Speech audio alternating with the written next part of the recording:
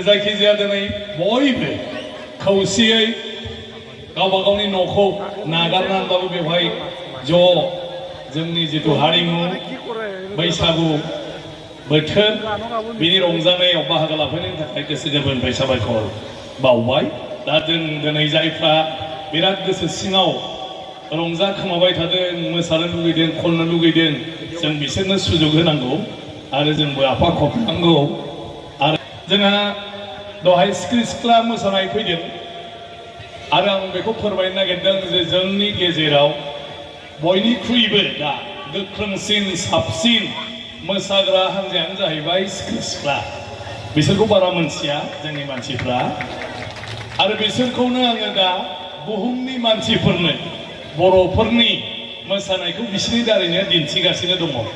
Commonwealth parliamentary association जोंहा गासै ब्रिटिशनि सिङाव थानाय हादरफोरनि गासै पार्लियामेन्टनि बियो एस'सिएशन। जोंहा आसामाव जोंनि आसाम आयेन आफाद माने आंनि दैदेननायावनो बेखौ बानजायदोंमोन।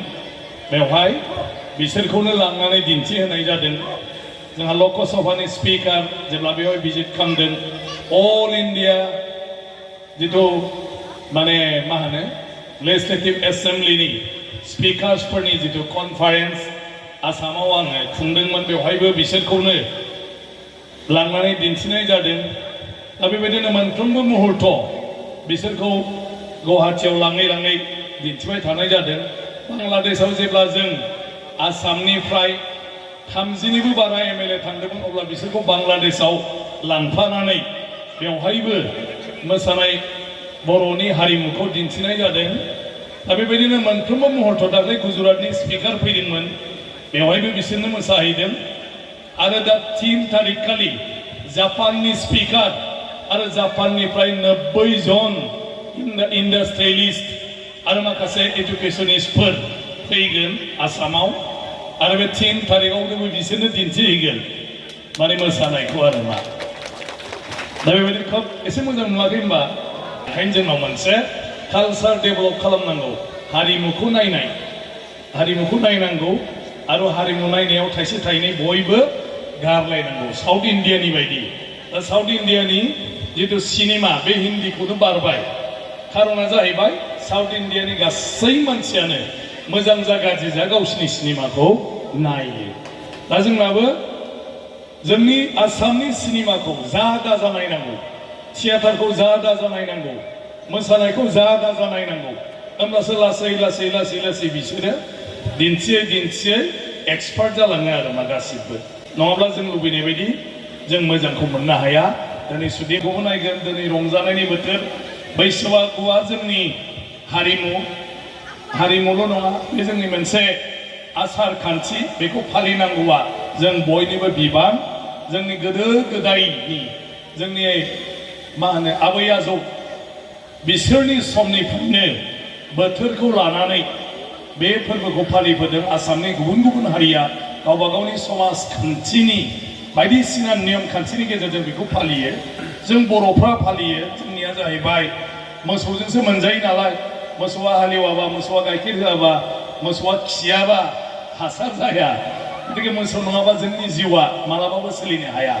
ओंखायनो मोसौखौ जोङो बोसोरनि जोबनाय सैत्र मासनि जोबखालि जोङो थुखैयो, जोङो देलायहोयो, जोङो खुलुमो, जों इसोरनाव आरज गाबो जाहाथे बेबायदि मोसौ जों जेब्लायबो मोनबाय थायो आरो मोसौखौ जों साबायखर बावो बेबायदिनो जाहाथे जोंखौ जेब्लायबो मदद होबाय थायो। बे जोंनि खान्थि, आसार खान्थि। मानो होननायनि खोथा गैया। मानोआ बेनो मोसौ नङाबा जोंनि जिउआ सलिया। आजिखालि साख्रि बाख्रि मावनाय माबा माबि जाग्रा बुस्थुफ्रा बिदेशनिफ्राय फैनाय आरो माखौबा बायदिसिना बानायनानै 6 मास बोसोरसे गाहाम थेमायाव दोननानै जाजानाय। गोदो बे गैयामोन। बोथोरनि बुस्थु बोथोरावनो सेस। खान्थाला जेब्ला मोनो बेखौ जाबा जाबाय, जायाबा गैला आरो सैमायानो जालां, दाउफ्रानो जालां। थालिरा मोनबाय, जाबाय, जोब्बाय। दानि बायदि चिप्स बानायनानै बेखौ दोननाय गोदो नियम गैयामोन। गतिके जोगोनारनि समाव जोगोनारा फैबाय, जानो हाबा हायाबा सेवलांबाय सबानो। ओंखायनो आबादनि सायाव सोनारनायखाय बेखौ जोङो खालामबोदों। बिनि उनाव जोङो बैसागनि 1 अक्ट'आव जोङो इसोरखौ खुलुमो, जोंखौ एसे सुंदर जिउ होनायनि थाखाय आरो एथ' आलो गोजोन थांनाय बोसोराव जोंखौ लाखिनायनि थाखाय आंखाल गैयै जोंनो अभाब गैयै खालामना होनायनि थाखाय जों इसोरखौ सिबियो आरो बे बोसोरावबो जाहाथे इसोरा जोंनो गासिबखौबो हरो जोंनो आशीर्बाद होयो जोंनि मावनाय दांनाय दंफां लाइफां बिलाइ बिबार फिथाइ जेरावबो जाहाथे जायो मानसिल' नङा जिब जिबि एम्फौ एनला दाउमा दाउसा बिसोरबो जाहाथे मोनजायो आरोना बे बोसोराव बेनि थाखाय जों इसोरनाव आर'ज गाबो बेनिफ्राय जों गिदिरफोरखौ मान होयो बे खालि मानो गिदिरफ्रानो गियानि दासो डिग्री दं मालाय लिरलाबायनाय मालायनि गियान लेखा फरायलाबायनानै दिनैनि दिनाव डिग्री मोननाय मानसिफ्रा बहुद खोथा मोनसिगौ नाथाय गोदोनि दिनाव जाय आगोल उजिदों जाय बैसोगोरा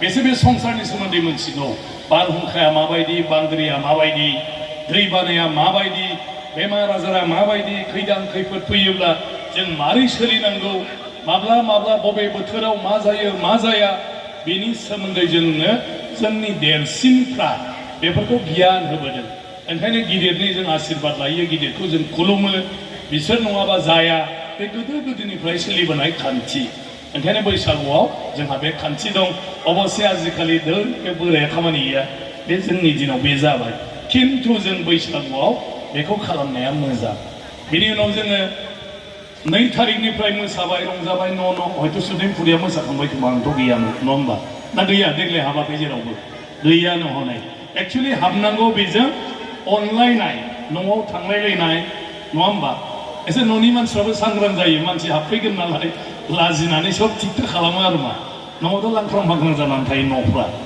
गतिके बेखौ जोंनि समाजाव नांगौ बियो जोंनि गेजेराव खौसेथि अनलायनाय जों गामियाव हाबलायलायबाय नालाय आंगोआ बारायबाय आरो मा बेफोर जाहैबाय जोंनि समाजाव सोलिबोनाय खान्थि बेखौ जों खालामनांगौ बेवहाय जों मोसायो जों मागियो जि मोनो जोबनायाव बेखौ जोङो खाना जायो गोदोनि दिनाव खाना नङा खाजि जायोमोन आरो मा ओंखाम थोंखाम जालायलायनायजों खोथा गैला आरो बैसागुआव जोंहा एथ' उदारथा जों बयबो ओरैबायदि माने जोंनि गोसोआ उदां बैसागुआव नांलायनाय खमलायनाया बैसागुआवनो जोबो दा दिनै लोंनानै नोंथांमोना बुलायलायोबा गाबोननिफ्राय गैला मा लोंनानैसो जादों बे होनबाय जोब्बाय बेबायदि आरो जोंनि समाजाव बेमोन आरो मा लोंनाय जायो बुलायलायब्लाबो अखानायै सानैजों जजाबलायनानै आरामसे मिनि रंजा बे मेना मैया थांबाय थिग बेबायदिनो मागिनाय समावबो गामियाव सोरनिबा दाउदैखौ खावनानै लाबोनो हायो दाउखौ हमना लाबोनो हायो जोगोनारफोरखौ खानानै लाबोनो हायो आरो बेखौ बिराद रायब्लाबो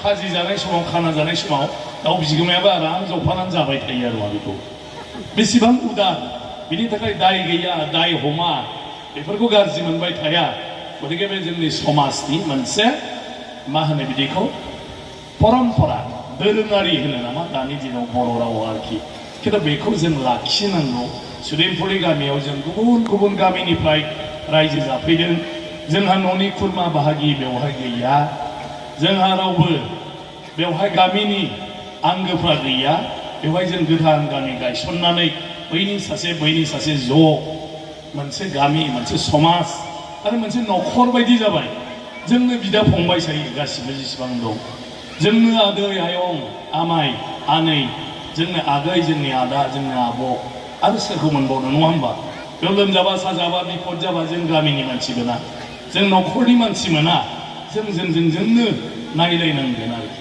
खिन्थु बेखौ लाखिनांगौब्ला समाज आरो समाजनि माखासे खान्थिफोरखौ जोङो फालिलाङोब्लासो बियो थायो ओंखायनो दिनैनि बे बैसागुआ आं सानो जोंनि गेजेराव बयखौबो दिनै गोबां सम लोगो मोनलायाखैबाबो रायलायलायनो मोनाखैब्लाबो खमसे खम दिनै दुखु सुखुनि बाथ्रा रायलायलायनायनि मोनसे खाबु होदों जोंनि गोसोखौ जों रेजें मोनदों बिराद गावखौनो सानो बयनिख्रुइबो दुखुथियाया आंनो खोमा होननानै सानबाय थायो हारसिं थाबा नाथाय बेवहाय रायलायनानै मालायनि गाज्रिखौ खोनाबा माथो आंना बिराद साबसिनबावसो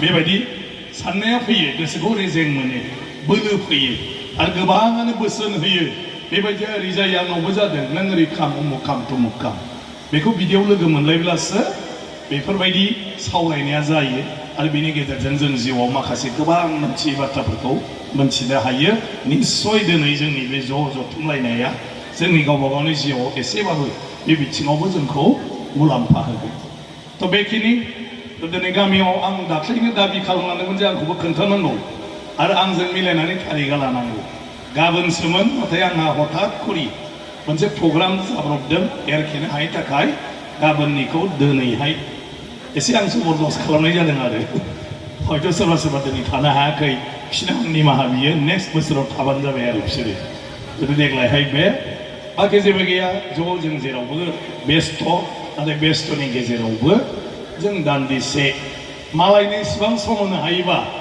गावनि गामियाव गावजों गाव जों मानो सम होनो हाया नङा होमबा गासिबो आंना बेनो आरो ओंथिया मालायनो एकदमबारे सान हर खोनायोबा गाज्रि मोनगोन दा सोरबा सोरबा जेराव लेंहरो बेयावनो थाङो खिन्थु गावनि गामियावबो सानसे फैनाङा होमबा नङा होमबा जेराव जि जानो लेंहरो जाहैयो आरो सोरनोबा माबा माबि सहाय खालामनांगौ नङा होमबा जोंनो एसे हर जोंखौ सहाय खालाम एथ'खौ सहाय खालामनो हायोबा जों गामियाव मानो ज' जालायलायनो हाया गावजों गावाव नङा होमबा दा ओंखायनो दिनैना बे आरो मा जियानो जायाथों जोबोद मोजां बयबो मिनि खुसि रंजा बेवहाय जिथु रंजादों बे रंजानायानो रंजानो रोङै मानसिफोरखौबो रंजाहोबाय थादों बेवहाय बयबो मिनिदों आफा खबदों आरो बेजों बयबो समानै एसे सिन्था टेनसन जाबाय थानायफ्राबो गैया जादों जेन जों बिदिनो थाबाय थायो इसोरा जाहाथे जोंखौ बिदिनो अरायबो आशीर्बाद हरनानै जोंखौ जेन बिदिनो सोलिहोयो थ' बेखिनिखौ बुंनानै आङो आंनि बुंनायखौ फोजोबबाय 15